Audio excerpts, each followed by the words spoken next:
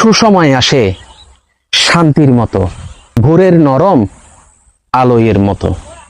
তখন জীবন হালকা, মনকুলা হাসিটাও সহজ। সবাই পাশে থাকে, সবকিছু সুন্দর মনে হয়। কিন্তু দুঃসময় আসে ঝড়ের মতো, হঠাৎ অপ্রত্যাশিত, সবকিছু কাঁপিয়ে দেয়। এই দুইয়ের মধ্যে পার্থক্য বুঝতে পারলে জীবনে শেখা যায়। সুসময় চিরকাল থাকে না, আর দুঃসময়ও চিরকাল থাকে না। এই দুইয়ের মধ্যে গুরুত্বপূর্ণ হলো সুসময়ে কৃতজ্ঞতায় থাকা আর দুঃসময়ে ধৈর্য ধারণ করে থাকা।